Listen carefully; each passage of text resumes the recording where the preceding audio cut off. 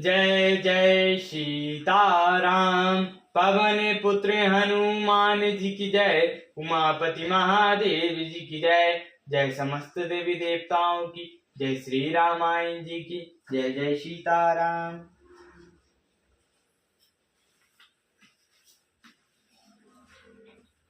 बहुविधि करत मनोरथ रामा, जात लगी नहीं बार सिया रामा।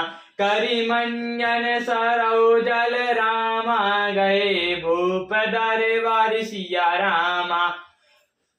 बहुत प्रकार से मनोरथ करते हुए जाने में देर नहीं लगी। सरयू जी के जल में स्नान करके वे राजा के दरवाजे पर जा पहुंचे। मुनि आगमन सुनी सब राजा, मिलन गयो लय विप्र समाजा। करे दंडवत मुनि सन्मानी, निज आसन बैठे ऋषियानी। राजा ने जब मुनि का आना सुना तब वे ब्राह्मणों के समाज को साथ लेकर मिलने गए और दंडवत करके मुनि का सम्मान करते हुए उन्हें लाकर अपने आसन पर बैठाया। चरण पखारी कीने अति पूजा, मोह सम आज धन्य नहीं दूजा। विविध भांति भोजन करवावा, मुनि बर हृदय हर्ष अति पावा। चरणों को धोकर बहुत पूजा की और कहा, मेरे समान धन्य आज दूसरा कोई नहीं है। फिर अनेक प्रकार के भोजन करवाए, जिससे शिष्ट मुनि ने अपने हृदय में बहुत ही हर्ष प्राप्त किया। पुण्य चतुरानन मेल सुतचारी, राम देख मुनि दे बिसारी। भय मगन देखत मुख शोभा, चानु चकोर पूर्ण शशि लोभा। फिर राजा ने चारों पुत्रों को मुनियों के चरणों पर डाल दिया। श्री रामचंद्र जी को देखकर मुनि अपने दही की सुध भूल गए। वे रामचंद्र जी के मुख की शोभा देखते ही ऐसे मग्न हो गए मानो चकोर पूर्ण चंद्रमा को देखकर लुभा गया हो। तब मन हर्ष बचन कहरायु, मुनि अस कृपा न कीन्हु काहू। के ही कारण आगमन तुम्हारा, कहो सुकरत ना लावहु बारा। तब राजा ने मन में हर्षित होकर यह वचन कहे, हे मुनि, इस प्रकार कृपा तो आपने कभी नहीं की। आज किस कारण से आपका शुभागमन हुआ, कहिए, मैं उसे पूरा करने में देर नहीं लगाऊंगा। अस समूह सतावई मोहि, मैं जाचन आयो नप तोहि। अनुज समेत देहु रघुनाथा, निशाचर बद में होब सनाथा।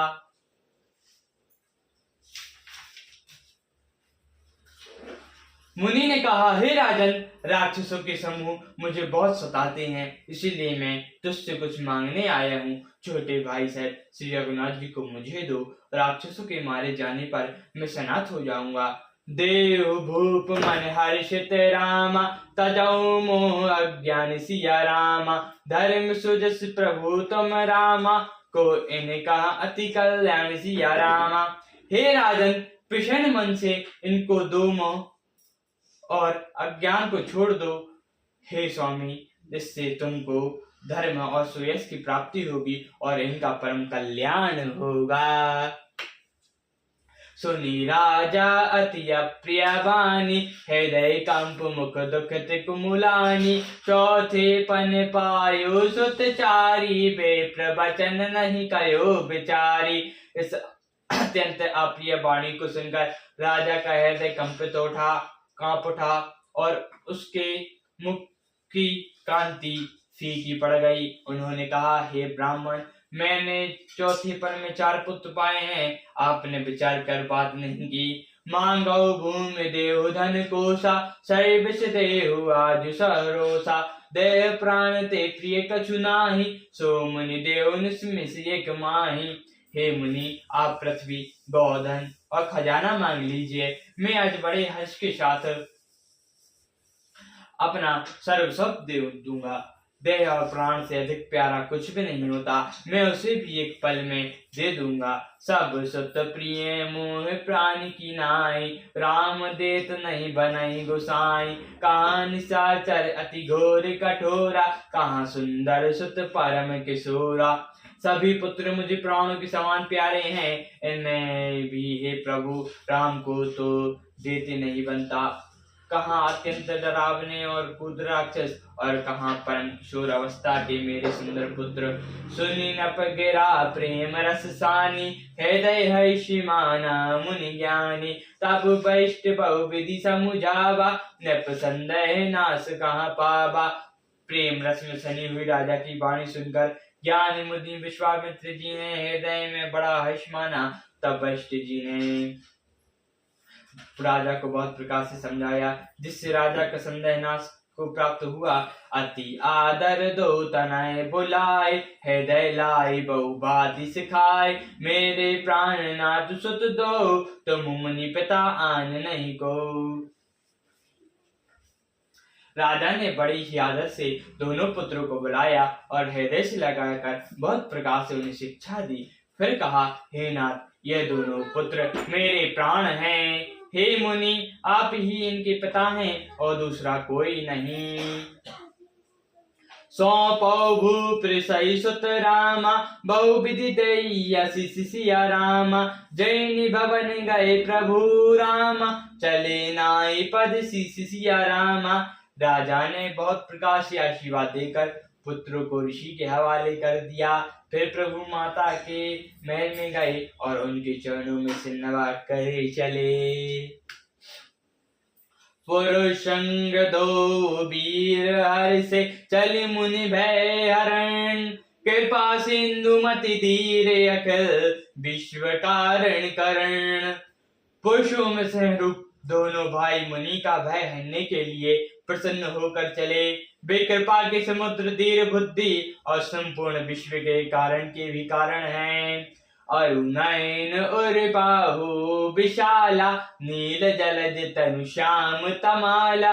कटिपट पीठ कसे वर भाता, रोचर चाप सायक दो हाथा। भगवान के लाल नेत्र हैं, चौड़ी छाती और विशाल भुजाएं हैं। नील कमल और तमाल के वृक्ष की तरह श्याम सुंदर शरीर है। कमर में पीताम्बर सुंदर तरकस कसे हुए हैं। दोनों हाथ में सुंदर धनुष बाण है। श्याम गौर सुंदर दो भाई, विश्वामित्र महानिधि पाई।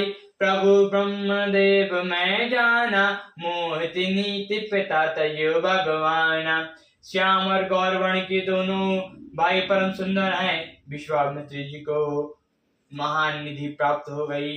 वे सोचने लगे, मैं जान गया कि प्रभु ब्रह्मयण देव ब्राह्मणों के भक्त हैं। मेरे लिए भगवान ने अपने पिता को भी छोड़ दिया। चले जात मुनि दीन दिखाई, सुनी ताड़ का क्रोध करिधाई। एक ही बान प्राण हरि लीना, दीन जानते निज पद दीना। मार्ग में चलते हुए मुनि ने ताड़ को दिखलाया। शब्द सुनते ही वह क्रोध करके दौड़ी। श्री रामचंद्र जी ने एक ही बाण से उसके प्राण हर लिए और दीन जानकर उसको निज पद दिया। तब ऋषि ने जनात जिये चीनी, विधि ने दिखाओ विद्या दीनी। जाते लागना धुआं पिशाचा, अतुलित बल तनु तेज प्रकाशा।